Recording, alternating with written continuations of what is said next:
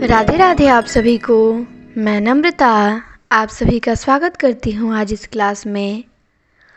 गोदान का आज हम 35वां अध्याय देखेंगे। 34वां अध्याय हमने पिछली क्लास में देखा था। बस अब गोदान ख़त्म होने वाला ही है। एक और अध्याय बचेगा आज की इस क्लास के बाद। 36 अध्याय हैं कुल, तो इस क्लास में हम 35वां अध्याय देखेंगे। होरी की दशा दिन दिन गिरती ही जा रही थी।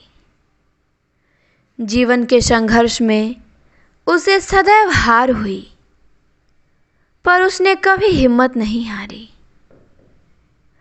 प्रत्येक हार जैसे उस भाग्य से लड़ने की शक्ति दे देती थी।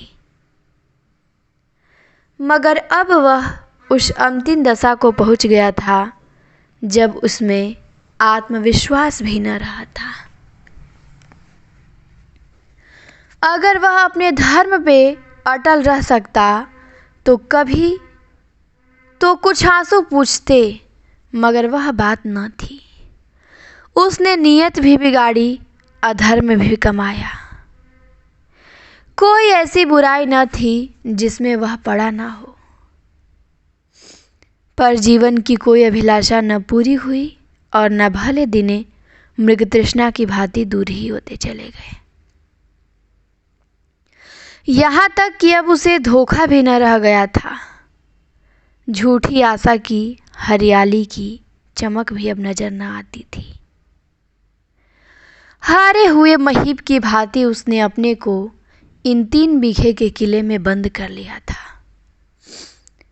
और उसे प्राणों की तरह बचा रहा था। फाके सहे बदनाम हुआ मजूरी की, पर किले को हाथ से न जाने दिया। मगर अब वह किला भी हाथ से निकला जाता था।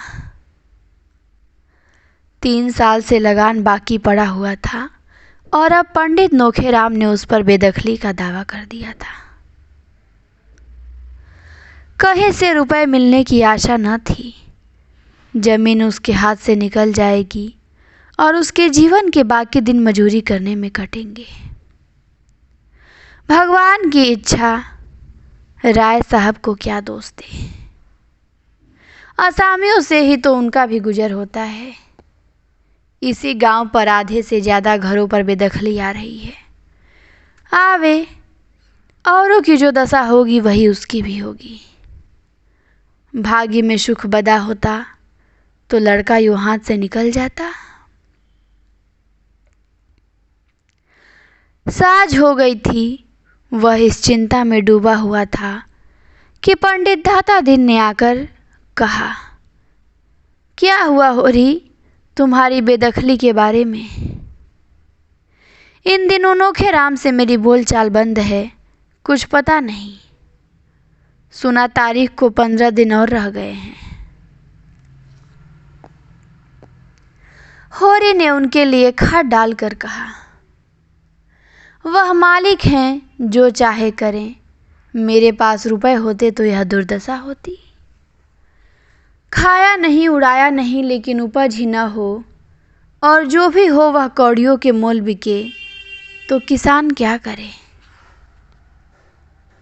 तो पंडित बोले, लेकिन जायदाद तो बचानी ही पड़ेगी, निवाह कैसे होगा? बाप दादों की इतनी ही निशानी बच रही है, वह निकल गई तो कहाँ रहोगे? होरी ने कहा, भगवान की मर्जी है, मेरा क्या बस। तो पंडित बोले, एक उपाय है जो तुम करो। होरी को जैसे अभय दान मिल गया। उनके पांव पड़ के बोला, बड़ा धर्म होगा महाराज, तुम्हारे सिवा मेरा कौन है? मैं तो निराश हो गया था। पंडित बोले, निराश होने की कोई बात नहीं, बस इतना ही समझ लो कि सुख में आदमी का धर्म कुछ और होता है, दुख में कुछ और। सुख में आदमी दान देता है, मगर दुख में भीख तक मांग लेता है। उस समय आदमी का यही धर्म हो जाता है। शरीर अच्छा रहता है तो हम बिना स्नान पूजा किए मुंह में पानी भी नहीं डालते, लेकिन बीमार हो जाए तो बिना नहाए धोए कपड़े पहने खाट पर बैठे पत्थर लेते हैं, क्योंकि उस समय का यही धर्म है। इस धरती पे हम में तुम में बहुत भेद है, लेकिन जगन्नाथपुरी में कोई भेद नहीं रहता। ऊंचे नीचे सब एक ही पंगत में बैठ के खाते हैं। आपातकाल में श्री रामचंद्र ने सबरी के जूठे फल खाए थे, बाली का छिपकर वध किया था। जब संकट में बड़े बड़ों की मर्यादा टूट जाती है तो हमारी तुम्हारी कौन बात है। राम सेवक महतो को तो जानते हो। होरी ने निरुत्साह होकर कहा, हाँ जानता क्यों नहीं। तो बोले कि मेरा जजमान है, बड़ा अच्छा जमाना है उसका, खेती अलग लेन देन अलग, ऐसे रोब दाब का आदमी ही नहीं देखा। कई महीने हुए उनकी औरत मर गई है, संतान कोई नहीं है। अगर रुपया का ब्याह उससे करना चाहो तो मैं उसे राजी कर लूं, और मेरी बात वह कभी न टालेगा। लड़की सयानी हो गई है और जमाना बुरा है, कहीं कोई बात हो जाए तो मुंह में कालिख लग जाए। यह बड़ा अच्छा अवसर है, लड़की का ब्याह भी हो जाएगा और तुम्हारे खेत भी बच जाएंगे, सारे खर्च बरच से बचे जाते हो।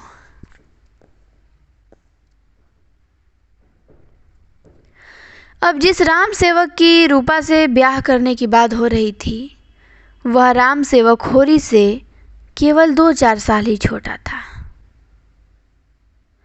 ऐसे आदमी से रूपा के ब्याह का प्रस्ताव ही अपमानजनक था। कहाँ फूल सी रूपा और कहाँ वह बूढ़ा ठूठ। जीवन में होरी ने बड़ी बड़ी चोट सही, मगर यह चोट सबसे गहरी थी। आज उसके ऐसे दिन आ गए हैं कि उससे लड़की बेचने की बात कही जाती है और उसमें इनकार करने का साहस नहीं। ग्लानि से उसका सिर झुक गया। दाता दिन ने 1 मिनट के बाद पूछा, तो बताओ क्या कहते हो। होरी ने साफ जवाब न दिया, बोला, सोच कर कहूँगा। तो पंडित बोले, इसमें सोचने की क्या बात है। होरी ने कहा, धनिया से भी तो पूछ लूं। पंडित ने कहा, तुम राजी हो कि नहीं। होरी ने कहा, जरा सोच लेने दो महाराज, आज तक कुल में ऐसा कभी न हुआ, उसकी मर्जाद भी तो रखनी है। पंडित ने कहा कि 5-6 दिन के अंदर तुम मुझे जवाब दे देना, ऐसा न हो कि तुम सोचते ही रहो और बेदखली आ जाए। दाता दिन चले गए। होरी की ओर से उन्हें कोई अंदेशा न था, अंदेशा था धनिया की ओर से। उसकी नाक बड़ी लंबी है, चाहे मर जाए मिट जाए मर्जाद न छोड़ेगी। मगर होरी हाँ कर ले तो वह रो धोकर मान ही जाएगी। खेतों के निकलने में भी तो मर्जाद बिगड़ती है। धनिया ने आकर पूछा, पंडित क्यों आए थे। होरी ने कहा, कुछ नहीं, वही बेदखली की बातचीत थी। तो धनिया बोली, आंसू पोंछने आए होंगे, यह तो ना होगा कि 100 रुपये उधार दे देंगे। होरी ने कहा, मांगने का मुंह भी तो नहीं है। तो धनिया बोली, तो यहाँ आते ही क्यों हैं। तो होरी ने कहा कि रुपया की सगाई की बात थी। तो धनिया बोली, किससे। होरी बोला कि राम सेवक से, जानती है। धनिया बोली कि मैंने उन्हें कब देखा, हाँ नाम बहुत दिन से सुनती हूँ, वह तो बूढ़ा होगा। होरी बोला, बूढ़ा तो नहीं है लेकिन हाँ अधेड़ है। धनिया बोली, तुमने पंडित को फटकारा नहीं, मुझसे कहते तो ऐसा जवाब देती कि याद करते। तो होरी बोला, फटकारा तो नहीं लेकिन इनकार कर दिया। वो कहते थे ब्याह भी बिना खर्च बरच के हो जाएगा और खेत भी बच जाएंगे। धनिया बोली, साफ साफ क्यों नहीं बोले कि लड़की बेचने को कहते थे। कैसे इस बूढ़े का हियाव पड़ा। लेकिन होरी इस प्रश्न पे जितना ही विचार करता उतना ही उसका दुराग्रह कम होता जाता। कुल मर्यादा की लाज उसे कुछ कम न थी, लेकिन जिसे असाध्य रोग ने ग्रस्त कर लिया हो वह खाद्य अखाद्य की परवाह कब करता है। दाता दिन के सामने होरी ने कुछ ऐसा भाव प्रकट किया था जिसे स्वीकृति नहीं कहा जा सकता, मगर भीतर से वह पिघल गया था। उम्र की ऐसी कोई बात नहीं, मगर जीना माना तकदीर के साथ। बूढ़े बैठे रहते हैं, जवान चले जाते हैं। रूपा को सुख लिखा होगा तो वहाँ भी सुख उठाएगी, और दुख लिखा है तो कहीं भी सुख नहीं पा सकती है। और लड़की बेचने की तो कोई बात ही नहीं। होरी उससे जो कुछ लेगा उधार लेगा और हाथ में रुपए आते ही चुका देगा। इसमें शर्म या अपमान की कोई बात नहीं। बेशक उसमें समाई होती तो वह रूपा का ब्याह किसी जवान लड़के से और अच्छे कुल में करता, दहेज भी देता, बारात के खिलाने पिलाने में भी खूब दिल खोल के खर्च करता। मगर जब ईश्वर ने उस लायक बनाया ही नहीं तो कुछ कन्या के सिवा और वह क्या कर सकता है। लोग हंसेंगे, लेकिन जो लोग खाली हंसते हैं और कोई मदद नहीं करते उनकी हंसी की वह क्यों परवाह करे। मुश्किल तो यही है कि धनिया न राजी होगी। गधी तो है ही, वही पुरानी लाज ढोए जाएगी। यह समय कुल प्रतिष्ठा के पालने का नहीं है, अपनी जान बचाने का अवसर है।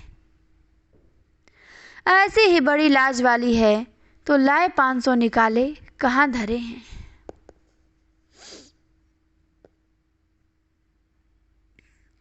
दो दिन गुजर गए और इस मामले पर उन लोगों में कोई बातचीत न हुई।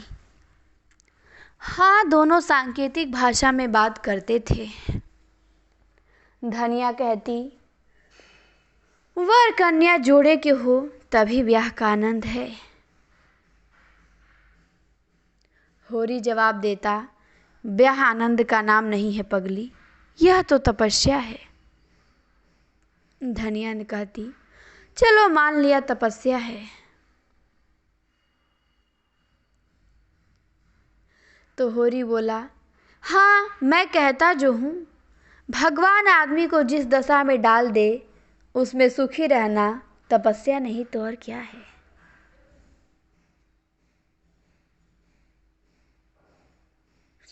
दूसरे दिन धनिया ने वैवाहिक आनंद का दूसरा पहलू सोच लिया। बोली, घर में जब तक सास ससुर देवरानियां जेठानियां न हो तो ससुराल का सुख ही क्या। कुछ दिन तो लड़की बहुरिया बनने का सुख पाएगी।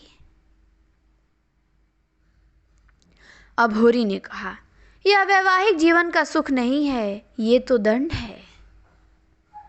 अब धनिया तिनक उठी, बोली, तुम्हारी बातें भी निराली होती हैं। अकेली बहू घर में कैसे रहेगी, ना कोई आगे ना कोई पीछे।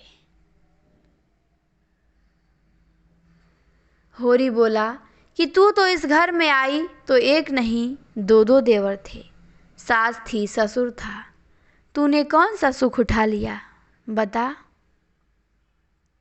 धनिया बोली, क्या सभी घरों में ऐसे ही प्राणी होते हैं।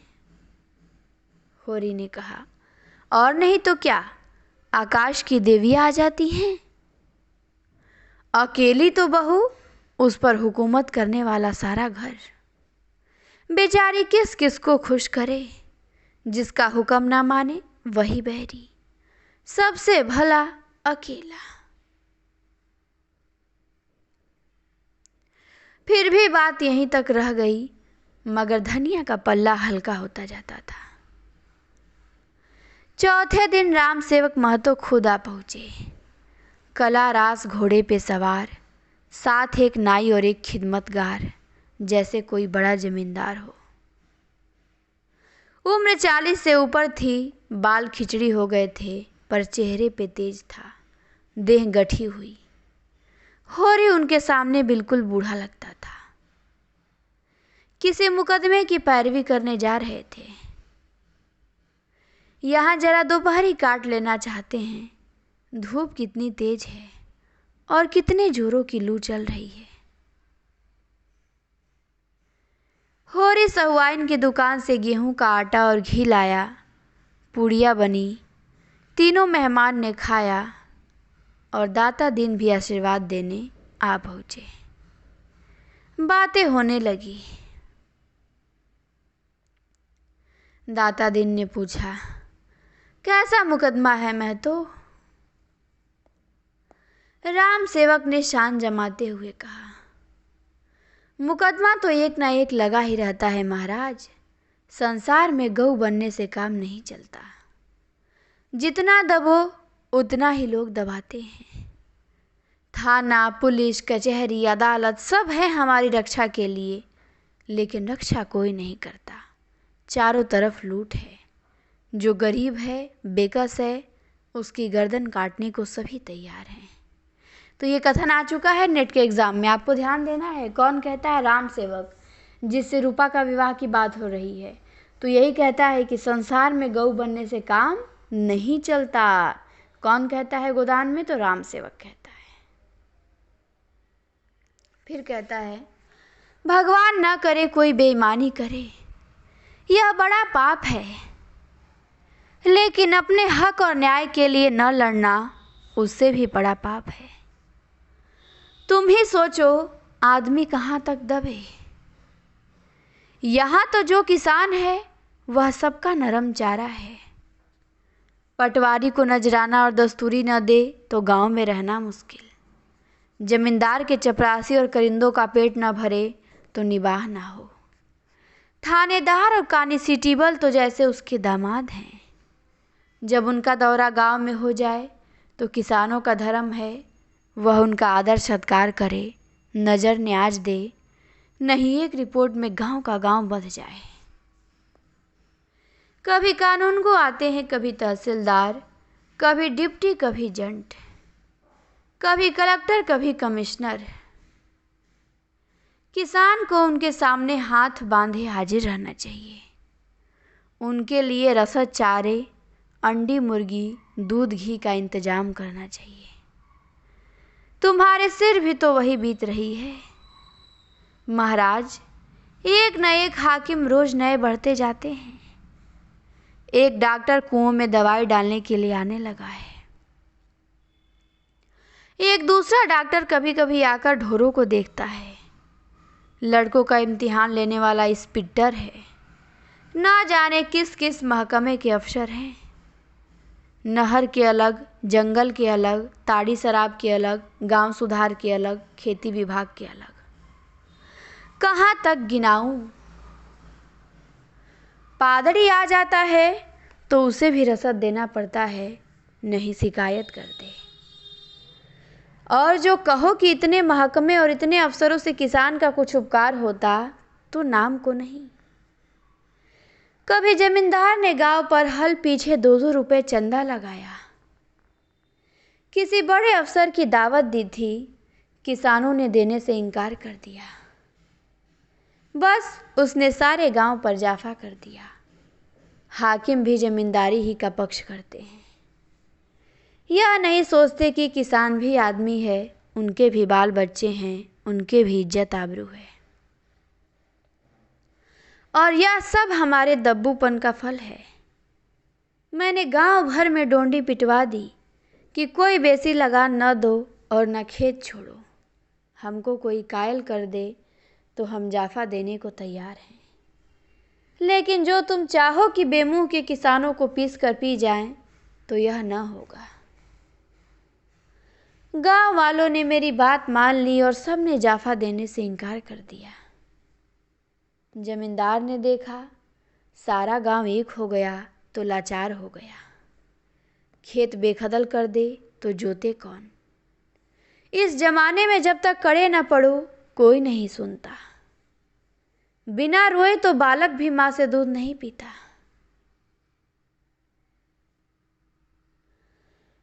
राम सेवक ये सब बातें करके तीसरे पहर चला गया और धनिया और होरी पर न मिटने वाला असर छोड़ गया।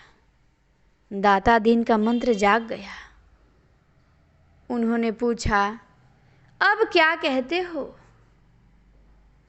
होरी ने धनिया की ओर इशारा करके कहा, इससे पूछो। दाता दीन ने कहा, हम तो तुम दोनों से पूछते हैं। धनिया बोली, उम्र तो ज़्यादा है, लेकिन तुम लोगों की राय है तो मुझे भी मंजूर है। तकदीर में जो लिखा होगा वह तो आगे आएगा ही, मगर आदमी अच्छा है। और होरी को तो राम सेवक पे यह विश्वास हो गया था जो दुर्बलों को जीवट वाले आदमियों पर होता है। वह शेख चिल्ली के से मंसूबे बांधने लगा था कि ऐसा आदमी उसका हाथ पकड़ ले तो बेड़ा पार है। विवाह का मुहूर्त ठीक हो गया। गोबर को भी बुलाना होगा। अपनी तरफ से लिख दो, आने न आने का उसका अख्तियार है। यह कहने का मुंह तो न रहेगा कि तुमने मुझे बुलाया कब था। सोना को भी बुलाना होगा। धनिया ने कहा कि गोबर तो ऐसा न था, लेकिन जब झुनिया आने न दे तो क्या। परदेश जाकर ऐसा भूल गया कि न चिट्ठी न पतरी न जाने कैसे हैं। यह कहते कहते उसकी आंखें सजल हो गई।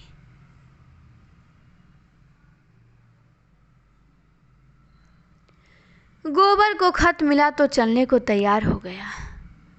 झुनिया को जाना अच्छा तो न लगता था, पर इस अवसर पर कुछ कह न सकती थी। बहन के ब्याह में भाई का न जाना कैसे संभव है। सोना के ब्याह में न जाने का कलंक क्या कम है।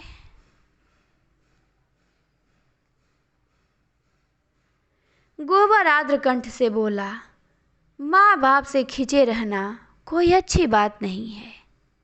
अब हमारे हाथ पांव हैं, उनसे खींच ले चाहे लड़ लें, लेकिन जन्म तो उन्हीं ने दिया, पाल पोस कर जवान तो उन्हीं ने किया। अब वह हमें चार बातें भी कहें तो हमें गम खाना चाहिए। इधर मुझे अम्मा बाबा की बार बार याद आया करती है। उस वक़्त मुझे न जाने क्यों उन पर गुस्सा आ गया। तेरे कारण माँ बाप को भी छोड़ना पड़ा।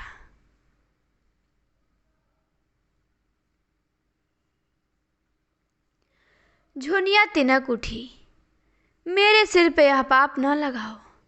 हाँ, तुम्ही को लड़ने की सूझी थी। मैं तो अम्मा के पास इतने दिन रही, कभी सांस तक न लिया।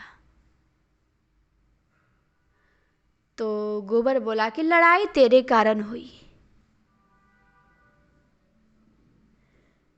तो झुनिया बोली, अच्छा मेरे ही कारण सही, पर मैंने भी तो तुम्हारे लिए अपना घर छोड़ दिया। गोबर ने कहा, पर तेरे घर में तुझे कौन प्यार करता था। भाई बिगड़ते थे, भावजे जलाती थी, भोला जो तुझ पे पा जाते तो कच्चा ही खा जाते। तो झुनिया बोली कि तुम्हारे ही कारण तो सब मुझसे नफरत करने लगे थे मेरे घर में। गोबर बोला, अब कि जब तक रहे इस तरह रहे कि उन्हें भी जिंदगानी का कुछ सुख मिले। उनकी मर्जी के खिलाफ कोई काम ना करे। दादा इतने अच्छे हैं कि कभी मुझे डांटा तक नहीं। अम्मा ने कई बार मारा है, लेकिन वह जब मारती थी तब कुछ न कुछ खाने को देती थी। मारती थी, पर जब तक मुझे हंसा न ले उन्हें चैन न आता था।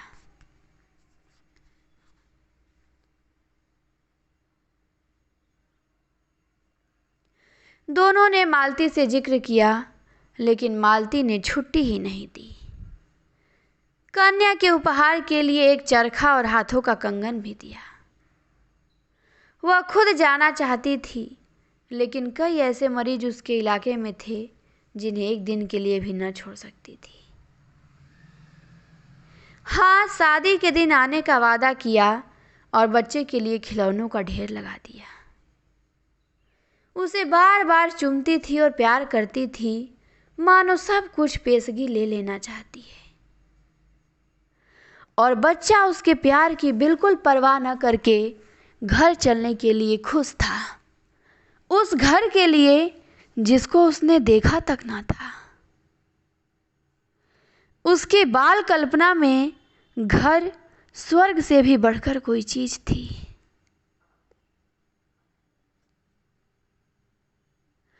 गोबर ने घर पहुंच के उसकी दशा देखी तो ऐसा निराश हुआ कि इसी वक्त यहां से लौट जाए। घर का एक हिस्सा गिरने गिरने को हो गया था। द्वार पे केवल एक बैल बंधा हुआ था, वह भी नीमजान। धनिया और होरी दोनों फूले न समाये, लेकिन गोबर का जी उचाट था।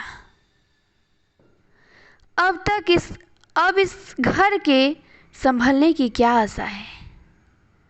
वह गुलामी करता है, लेकिन भर पेट खाता तो है। केवल एक ही मालिक का तो नौकर है। यहाँ तो जिसे देखो वही रोब जमाता है। गुलामी है पर सुखी। मेहनत करके अनाज पैदा करो और जो रुपए मिले वह दूसरे को दे दो और अपने बैठे राम राम करो। दादा ही का कलेजा है कि यह सब सहते हैं, उससे तो एक दिन ना सहा जाए। और यह दशा कुछ होरी की न थी, सारे गांव पर यही विपत्ति थी। ऐसा एक आदमी भी नहीं जिसकी रोनी सूरत न हो। मानो उनके प्राणों की जगह वेदना ही बैठी उन्हें कठपुतलियों की तरह नचा रही हो। चलते फिरते थे, काम करते थे, पिसते थे, घुटते थे, इसलिए कि पिसना और घुटना उनकी तकदीर में लिखा था। जीवन में ना कोई आशा है ना कोई उमंग, जैसे उनके जीवन के सोते सुख हो और सारी हरियाली मुरझा गई हो। जेठ के दिन हैं, अभी तक खलिहानों में अनाज मौजूद है, मगर किसी के चेहरे पे खुशी नहीं है। बहुत कुछ तो खलिहान में ही तुल के महाजनों और करिंदों की भेंट हो चुका है, और जो कुछ बचा है वह भी दूसरों का है। भविष्य अंधकार की भांति उनके सामने है, उन्हें कोई रास्ता नहीं सूझता। उनकी सारी चेतनाएं शिथिल हो गईं। द्वार पर मनो कूड़ा जमा है, दुर्गंध उड़ रही है, मगर उनकी नाक में न गंध है न आंखों में ज्योति। सरे शाम द्वार पर गीदड़ रोने लगते हैं, मगर किसी को गम नहीं। सामने जो कुछ मोटा छोटा आता है खा लेते हैं, उसी तरह जैसे इंजन कोयला खा लेता है। उनके बैल चूनी चोकर के बगैर नाद में मुंह नहीं डालते, मगर उन्हें केवल पेट में कुछ डालने को चाहिए। स्वाद से उन्हें कोई प्रयोजन नहीं। उनकी रसना मर चुकी है, उनके जीवन में स्वाद का लोप हो गया है। उनसे धेले धेले के लिए बेईमानी करवा लो, मुट्ठी भर अनाज के लिए लाठियां चलवा लो। पतन की वह इंतहा है जब आदमी शर्म और इज्जत को भी भूल जाता है।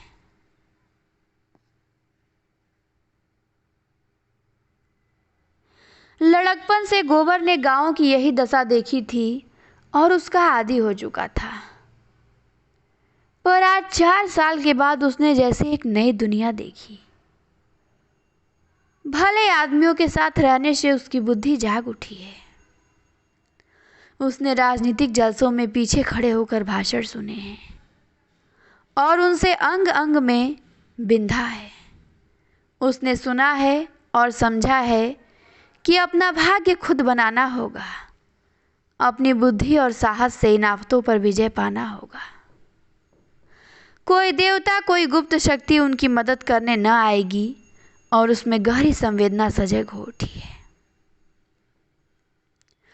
अब उसमें वह पहले की उद्दंडता और गरूर नहीं है, वह नम्र और उद्योगशील हो गया है। जिस दशा में पड़े हो उसे स्वार्थ और लोभ के वश होकर और क्यों बिगाड़ते हो? दुख ने तुम्हें एक सूत्र में बांध दिया है। बंधुत्व के इस दैवी बंधन को क्यों अपने तुच्छ स्वार्थों से तोड़े डालते हो? उस बंधन को एकता का बंधन बना लो। इस तरह के भाव ने उसकी मानवता को पंख से लगा दिए।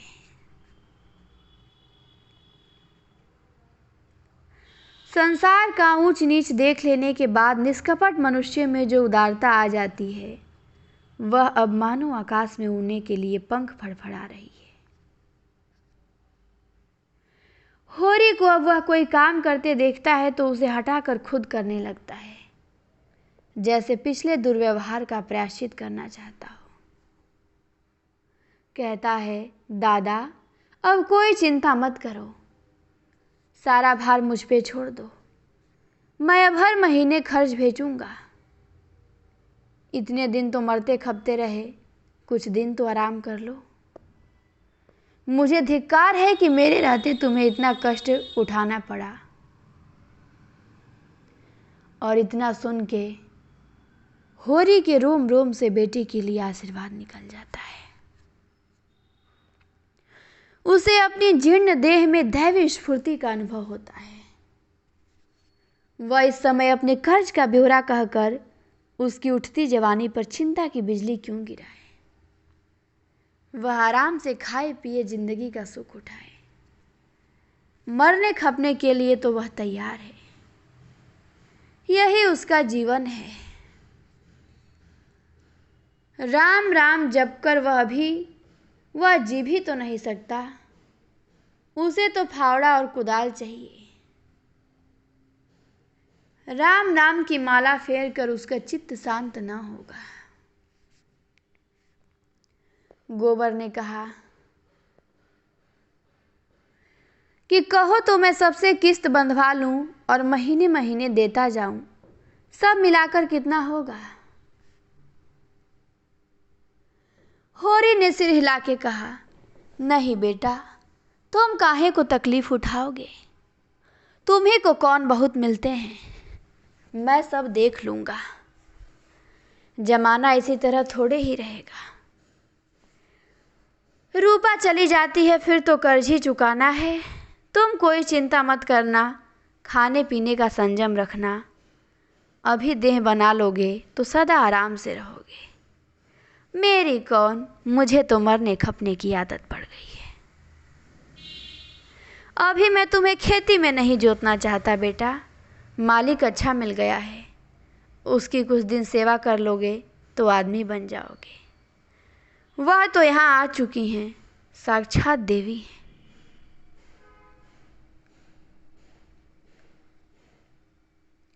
ब्याह के दिन फिर आने को कहाँ हैं? गोबर ने कहा कि ब्याह के दिन वो फिर आएंगी, उन्होंने कहा है। होरी बोलता है कि हमारे सिर आँखों पे आए। ऐसे भले आदमियों के साथ रहने से चाहे पैसे कम भी मिले, लेकिन ज्ञान बढ़ता है और आंखें खुलती हैं।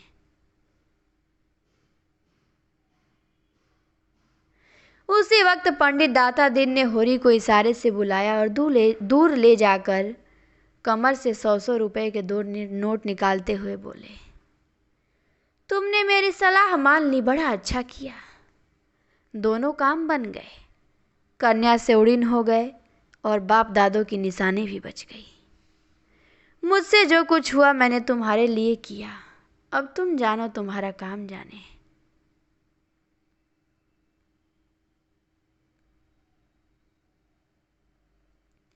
होरी ने रुपए लिए तो उसका हाथ काँप रहा था। उसका सिर ऊपर न उठ सका, मुंह से एक शब्द न निकला, जैसे अपमान के अथाह गड्ढे में गिर पड़ा है और गिरता चला जाता है।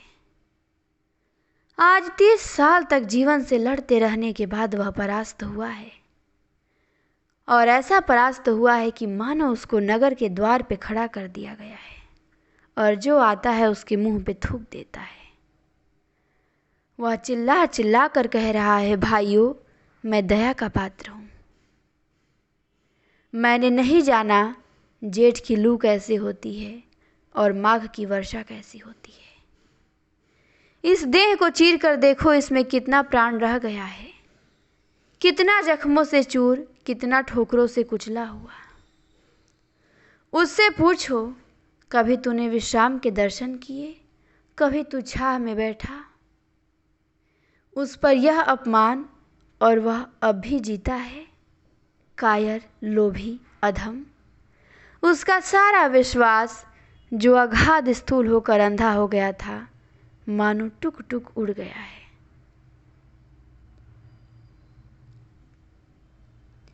दाता दीन ने कहा, तो मैं जाता हूँ, न हो तो तुम इसी वक्त नोके राम के पास चले जाओ। होरी ने दीनता से बोला, चला जाऊंगा महाराज, मगर मेरी इज्जत तुम्हारे हाथ में है।